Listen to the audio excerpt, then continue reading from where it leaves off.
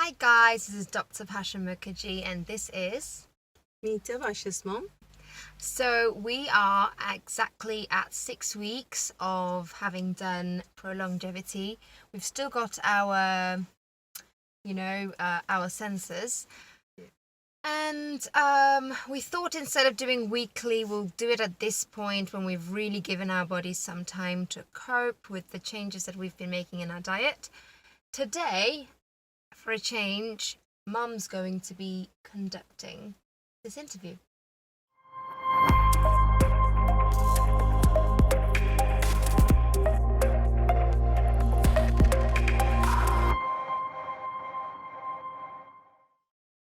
Okay. Right. So Bhasha, after all these weeks of having pro-longevity, do you think... Read the question. Right. So Bhasha, after all these weeks of pro-longevity, how do you feel about it? Have you lost any weight? Any major changes you've seen in yourself? Yes, I, for some reason, somehow, last week I did a reading of my weight, and my target weight was 53, and I was about 58. And I've lost at least 2.5 kilograms, hovering between around like the 55/56 mark. So that all happened in 2 weeks actually. I was told by Graham that sometimes even when you lose fat, the fat cells itself, what they do is they don't like to collapse straight away. They like to fill it up with water, so they hold on to water. And then all of a sudden, you'll suddenly have a flush and you lose your weight all of a sudden.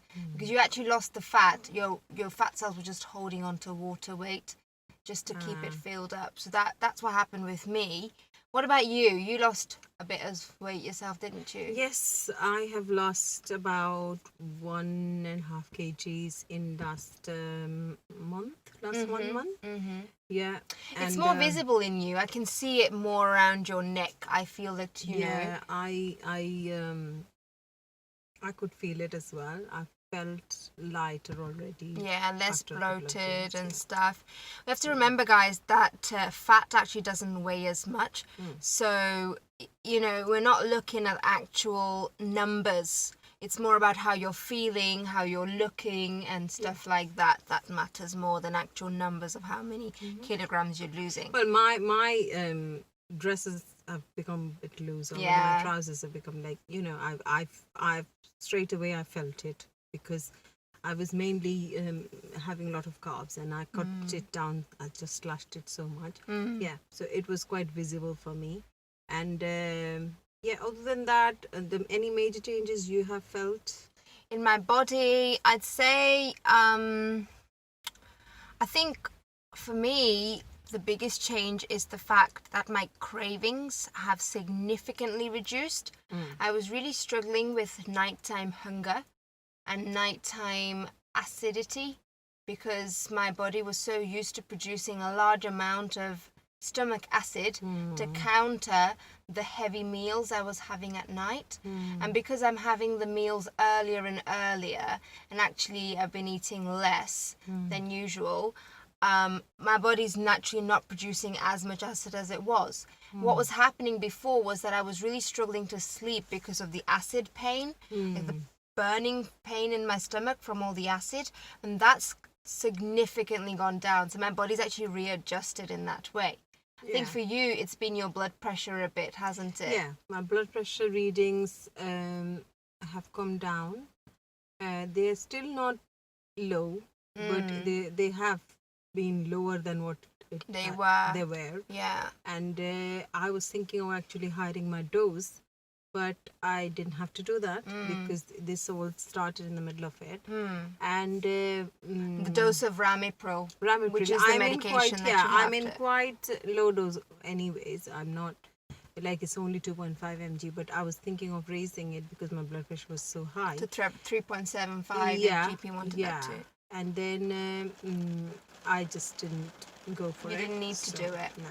So you had at least 1 or 2 readings, I think last week or the week before, where you were having readings of 120 systolic, Yeah. which is the upper number, which is a good sign. But then overall, actually, a couple of weeks ago, your blood pressure was, I mean, when we first started, your blood pressure was hovering around 150, 160 systolic, over 90 or 100 roughly. And it's come down to now at least a steady 140 over 80. Yeah. Which is a lot better than what it was. Especially the lower one has gone down, which is what it is. Apparently, it's really good. Upper 140 is not a major thing. And also another very big thing which I have noticed is like my facial fat has gone down. Do you think so? I think it has. I mean, I've still got a massive face. I think they'll tell you in the comments that you're very beautiful. You're looking very pretty today anyway. Because I put makeup. But other than that, my always been a problem is my massive face, like facial fat. I've never lost it. But to be really honest, when I'm sticking to the regime, it goes fine. I can see the difference, but it's really hard to stick to that regime because of lifelong eating habit. I'm struggling. I'm still doing it. I'm going back and forth. Yeah. But yeah, I'm thinking about food. That's a good thing, isn't it? Yeah. So we both had a relapse. Tell us about what actually happened. So you were doing quite well a couple of weeks ago. Yeah. Where you actually started to fast as well. You were doing intermittent fasting, which you've never done in your life. You were doing at least 14 hours, skipping breakfast some other time as well. Yeah, I was. How was that working out for you? What were you doing exactly? Like, because that was a really good week for you, I remember. Yeah. Tell us about what your regime was. It was the third week. The first week I really struggled. First 2 weeks I really struggled, and everything was all over the place. Third week onwards, I made it very regimental. So I was eating really good. I was eating especially in the evening meal, I was having massive protein. And I was making sure that I had at least 2 eggs, chicken, or 3 eggs, like protein oriented food. And that's when I wasn't hungry till the next day. It was really going well. I was having the vegetables and everything was perfect. And then you were walking to work as well and everything, weren't you? Yes. And then we both had a relapse, and that's really normal. I think we have to allow for human factors, which obviously this is a long-term thing we're looking at, a long-term lifestyle change. You have to forgive yourself for the relapses. Okay, so you had a relapse, but you didn't go all the way back. You didn't fall as low as you started. No. So what actually happened? So basically how I see it is like my first 2 weeks. If you see my video, how my face was looking quite swollen, and my singing videos as well. And in that third week, my singing videos came really good. I was like bony face. I could see that. And then again, it's going back to a bit like flabby, but still it's not as bad. So what were you doing wrong in the fourth week that you feel that you could change? I was not keeping up to the regime of eating the right food and in right quantities. See, we all know that if you in the evening meal, if it's a good meal, nutritious, high in protein, then you can stay longer the next day. You won't feel the hunger till 10 o'clock, half 10, 11 o'clock. I was fine, and but then what happened was that again, cooking the right stuff, shopping the right, with all the routine changes. So I think the major thing that we realized was it's not fasting that makes you hungry, but it's food that makes you hungry. It's the type of food that you eat that makes you hungry. Definitely. That depends on how much of an insulin spike you have. If you have something that's high in sugar or carbs, it's going to give you a higher insulin spike and make you hungry as a process. I think we both realized that. For me, I had a week of night shifts, which... Yes, I had a week of night shifts, which actually offset my regime, so to speak, and that's something I struggled with, especially because when you come off a night shift to intermittent fast, to come home to prepare food in advance and not feel the craving hunger. So I was advised by Graham on my night shift days to not be so regimental, because you'd rather be not so regimental, be comfortable Yeah. doing what you're doing, and not stray completely where you're then going for those cheat foods like the biscuits and the sweets, because you're so hungry, because you've punished yourself. It shouldn't be a case of punishing yourself. No, this is very Yeah. important. If you deprive yourself so much regimentally, it is going to come back in a very weird way afterwards. So do not deprive yourself. I would say be aware. Reward yourself, rather. Reward yourself with something different. And really, like, reward yourself. That's what I've been doing in the last week. I've been really enjoying having a lot of butter, having like 4 eggs, but having butter, putting lots of cheese in it, because I know I'm allowed to eat those. Like, filling it with spices, having yogurt, having rich foods basically. But that's actually stopped me from then caving in and going for those cheat foods, which is your carby, sugary foods. And actually, I think one of the best things I've learned from this is listen to your body. Don't push your body to the point where you're really doing things out of willpower so much that you can't do it anymore, and you just give up and you just do something naughty, like eating like a whole packet of biscuits, which I did actually. See, for example, today morning I was so hungry. I ate last night at 6:30, 7, and 7:30 in the morning, 8:30. I was just like, I wanted something. It was really bad. So I could not go back to sleep. So 6:30, 7, I am awake, and it's a Saturday. Oh no, it's a Sunday. So what I did was I woke up and I had some nuts. I gave that to myself. And then you think back, like, what happened? Why did that happen? And then I could figure it out that last night I did not have a high protein diet. So it's not fair for my body to not ask for a replenishment earlier. Does that make sense? So you and your body are to, if you dissociate yourself from the body, you got to understand the body is asking for things because it needs things. Yes. So you have to give the body the right stuff. Yes. And then it won't ask for something. Yes. So we are not our bodies. You see, our brains and our bodies are different. But the thing is that if you treat the body like, how it needs to be treated, that's what it is, isn't it? So how you look after your body this is the way that, okay, why am I asking for it? Why my body asking for it? Why is it craving this? Maybe I didn't give the right nutrition earlier on. So nutrition should come gradually into your system for it to get used to of this new nutrition, new reward system. So this is a new reward system. Our bodies are getting used to it. So I think that's very important. Yeah. And I think also what you're saying is that it's a case of getting to know before, I'd say you spent 50 years of your life. I spent 25 years of my life not knowing what my body really was talking to me about. Yeah. We kept filling it with what was available rather than actually listening to, sorry, there's people around here, actually listening to the needs. And that's why the hunger never went away, because we were lacking in the nutrition that our body was asking for. And now it's a case of, over time, you're going to start to recognize the pattern that actually when I have less of this food, my body reacts in this way. When I do this, this is how my body reacts, and stuff like that. And having the respect towards your body, that there is a reason why the body is craving this.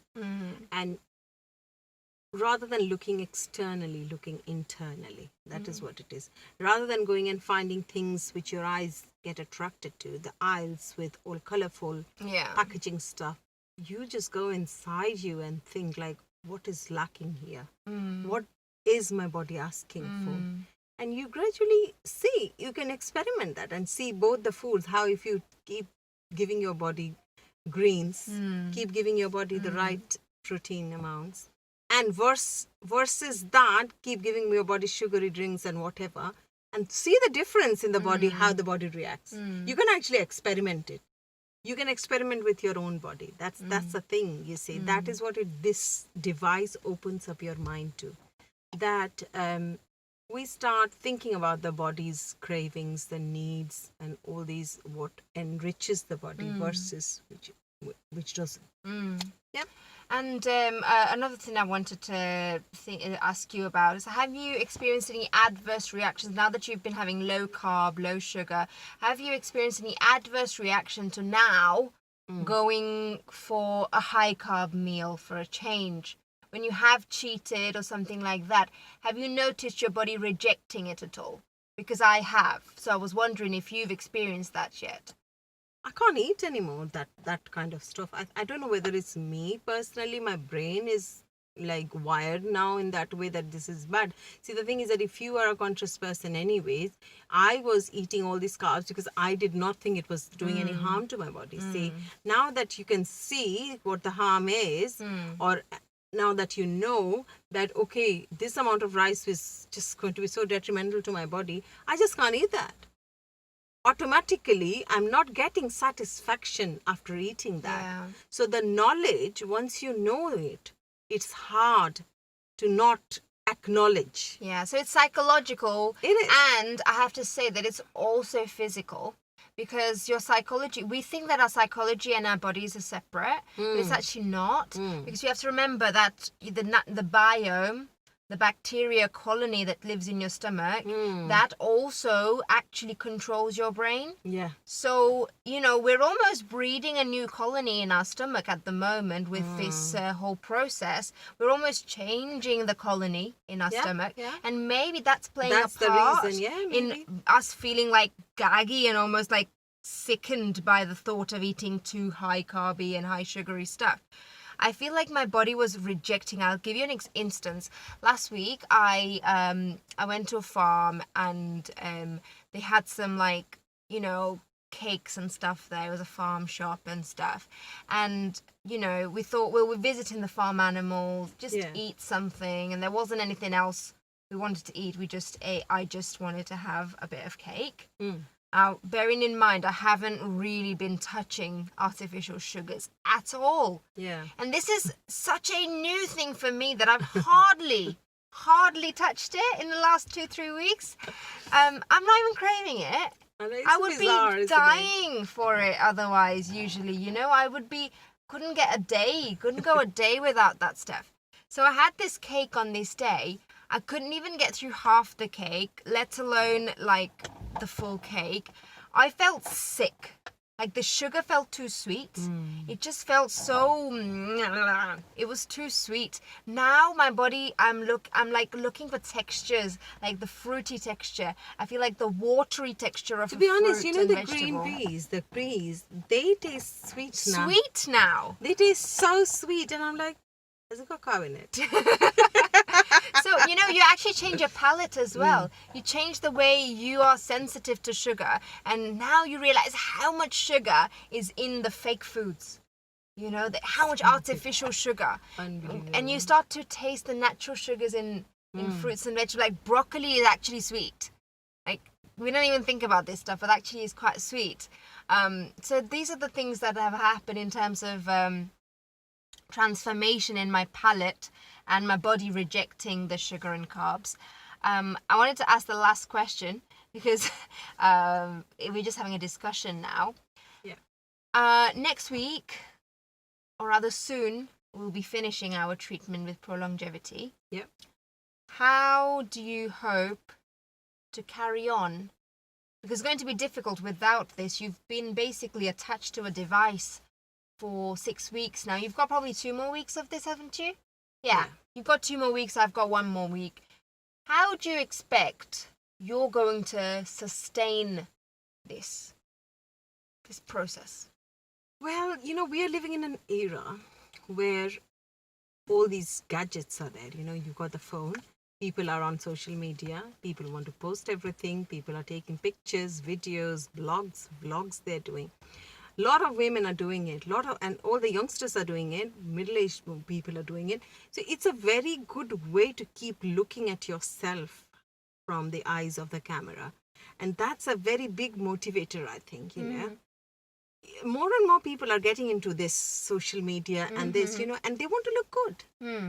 See, this is a biggest thing, that if you really want to look good, you have to eat good. Mm-hmm. There's no other way. Mm-hmm. And eat good is what this does. Mm-hmm. Eat good, once it starts, firstly, you are aware of the fact that these are the food. This is the schedule. If I maintain 2 meals, 2 good meal, healthy meals with a lot of greens, a lot of vegetables, a lot of all that, and protein, I can stay healthy and I can look good. Mm. And I will have the same energy level, even more. And that is simplifying your life, really. Simplifying your life, freeing yourself from too much cooking, too much buying, too much shopping of rubbish, budgeting better, and looking good. And I think anybody who's into this, like, like I sing, so I have to look good. So that's my That's motivation. your big motivation Yes. to keep going. That's this way. my motivation. Okay. Yes, because we are doing all these vlogs and all this, that also makes you think that, listen, wait a minute, even if I'm a mom, I'm 50-year-old, I can still look good. And why So shouldn't why you? not? Why not?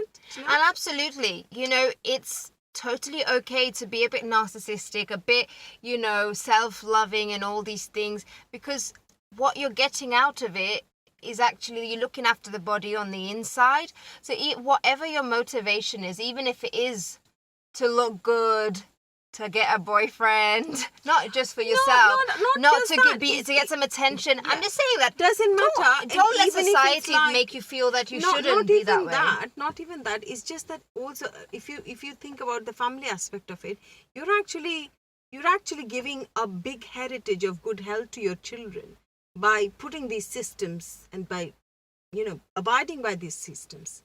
See, we want to do that as mothers, as women. We want to do that. We want to have children who follow and the grandchildren who follow. So we have to change our ways then, isn't it? This is a good way to have control over, your life through these systems in place, and so that everybody gets benefited. Everybody gets benefited. Less pressure on NHS even. Absolutely. Right? I mean, those are the motivators, and as we just to summarize what you said, is that don't let society tell you that vanity, loving yourself or wanting attention on social media, looking good on the outside is not a good enough reason to fix yourself on the inside, fixing your diet. And as all you these said, industries are based on this. The fashion industry, makeup industry, they are based on looking good. They are flourishing because people want to look good. But why not actually do the basic, which is your food industry, Basic should change. The food industry is the place where the actual change will happen. The right food. Do you understand? Absolutely. For me, I'd say how I hope to continue, because I have a much longer journey to continue this over. I spent 1 week without this, and I thought I was faltering. It took me about 3 days for me to be like, actually, I need to fix myself. Okay, so something I did was, and you can do this too, is get a pedometer installed on your phone. Literally, it's compatible with iPhones, Androids, and it just counts how many footsteps you're doing in a day, and that can give you a sense of, achievement, because you can set yourself goals of 10,000 steps or 5,000 steps and build it up. And even without going to the gym or doing actual exercise full on as such, you can see how many calories you've burned by just walking around the house doing your own thing. So that really helped me. Another thing I was doing, which I found really helpful from this experience of prolongevity, was accountability. Making an account of what you're putting in your body, what that consists of, how much fluids, what you're doing day to day, basically keeping a routine or a diary of it. And you could do this on paper, or you can do it on your phones. It's really, really easy. There are apps as well. You can literally log what you're eating. I wouldn't say it's about calorie counting as such, because that's something slightly different. But it's just, for me, it was a case of just recognizing what I'm putting into my body, physically seeing it and acknowledging it. That really helped me. And I think another thing which has been helping me in the last 6 weeks is talking about it. learning about it, watching videos about it, getting passionate about it.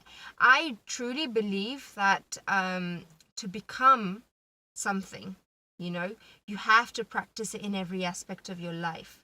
You see one, then do one, and then teach one.